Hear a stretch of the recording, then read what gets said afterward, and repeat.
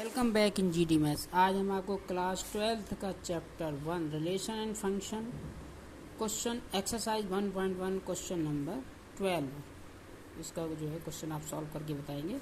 देखिए relation function काफ़ी tough chapter है।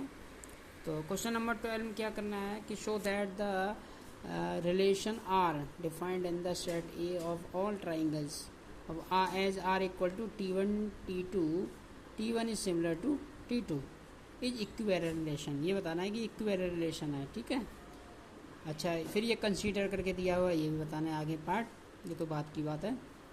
तो इक्विवेलेंट रिलेशन के लिए हमें देखिए रिफ्लेक्सिव, सिमेट्रिक और ट्रांसिटिव, ये तीनों रिलेशन हमें प्रूव करने पड़ते हैं, ठीक है। तो सबसे पहले आइए रिफ्लेक्सिव करिए।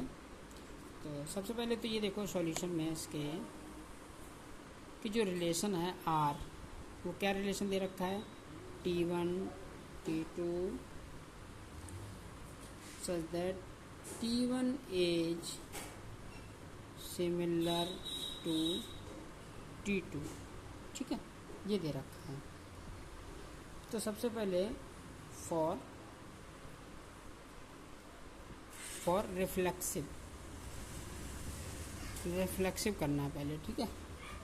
तो रिफ्लेक्सिव करने के लिए तो देखिए कोई भी ट्राइंगल है वो अपने सिमिलर होगा, है ना, हर कोई अपने सिमिलर होता है इटसेल्फ। तो आर इज रिफ्लेक्सिव, ठीक है। क्यों रिफ्लेक्सिव है? Since every triangle is similar to itself, हर ट्राइंगल अपने सिमिलर होता है, ठीक है। जितने भी ट्राइंगल हैं वो सब अपने सिमिलर होंगे, ये तो सिंपल सी बात है, ठीक है। तो इस वजह से ये आर रिफ्लेक्सिव हो गया। आर कैसा हो गया? रिफ्लेक्सिव हो गया, ठीक है। अब आते हैं फॉर सिमेट्रिक के लिए। सिमेट्रिक के लिए नेक्स्ट पेज से करके बताते हैं, ठीक है, इसमें जगह कम है। तो देखिए फॉर सिमेट्रिक डाल लो, for symmetric.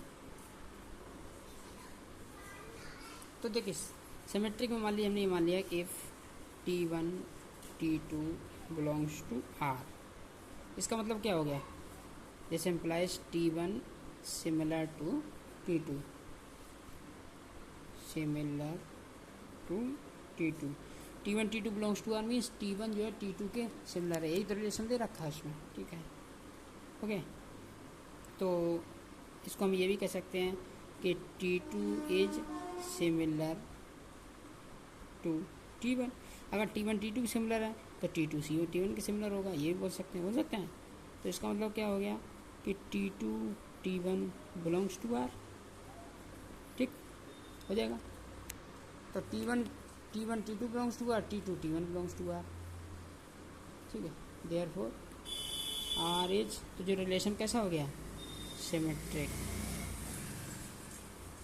Are is symmetric, ये रिलेशन सिमेट्रिक हो गया, ठीक है। अब तीसरा हमें कैसा प्रूव करना है? तीसरा हमें दिखाना है, तीसरा कैसे दिखाना है? ट्रांजिटिव, ठीक है। अब ऐड डालो फॉर ट्रांजिटिव, ठीक है। तो ट्रांजिटिव होने के लिए क्या लिखते हैं? Now let T1 T2 T2 T3 belongs to R। हमने मान लिया कि T1 T2 और T2 T3 दो जो हैं ये R को, रिलेशन R को बिलोंग कर रहे हैं, ठीक है। तो इसका मतलब क्या हुआ? This implies T1 is similar to T2, T1 T2 के सिमिलर है और T2 T3 के, एंड T2 इज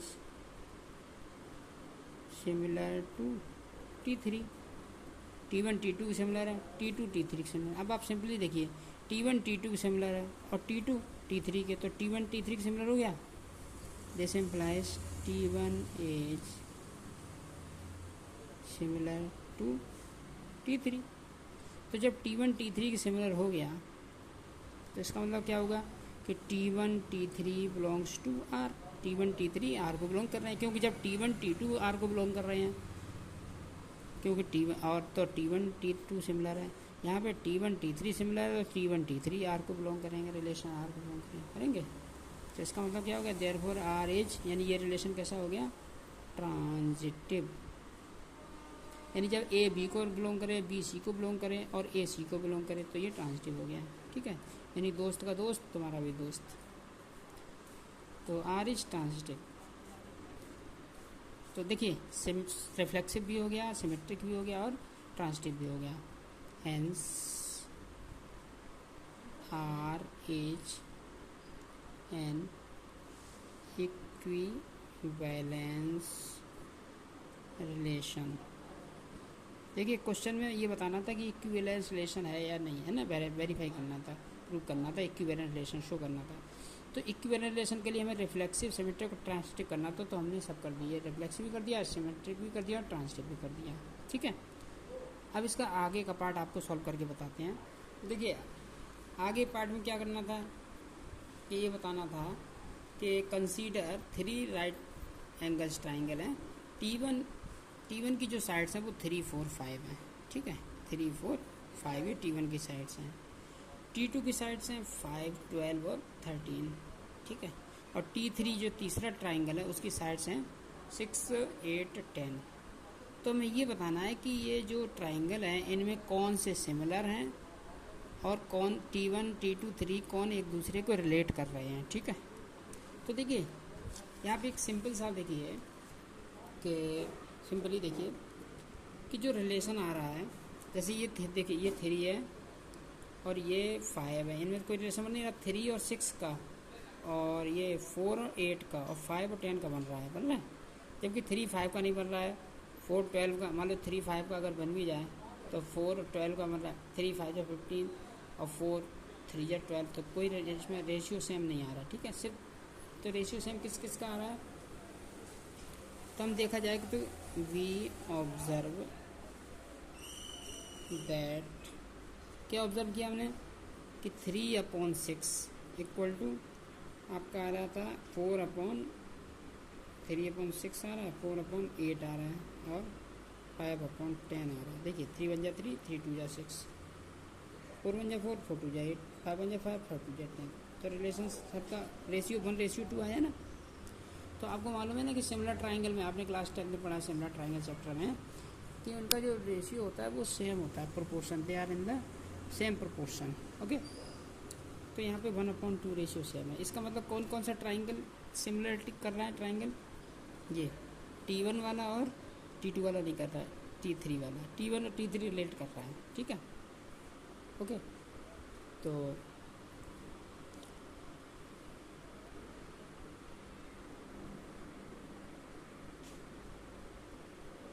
तो देखिए आपका रिलेशन क्या हो रहा है, यानी कि यहाँ पे अगर देखा जाए ऑन कंपेयरिंग है ना, दी करस्पॉन्डिंग, एक second the corresponding sides of triangle T1, ठीक है, and T3 are in the same ratio. T1 और T3 के सेम रेशियो में है, अभी हमने आपको निकाला ना 1/2 रेशियो, सेम रेशियो। तो जब इसका मतलब हो गया कि therefore T1 is similar to T3, यानी T1 जो है किसके सिमिलर हो गया, T3 के सिमिलर हो गया। Hence T1 is related to T3। तो T1 किसके साथ रिलेट कर रहा है, T3 की कर रहा है, T2 के साथ नहीं कर रहा है कोई, ठीक है। तो ये क्वेश्चन काफ़ी टफ था और बस थोड़े क्वेश्चन और रहेंगे इस एक्सरसाइज में, काफ़ी बड़ी एक्सरसाइज है। नेक्स्ट वीडियो हमारा नेक्स्ट क्वेश्चन सॉल्व करके हम बताएंगे। आपको हमारी वीडियो कैसी लगी कमेंट का जरूर बताएं, like and subscribe and share.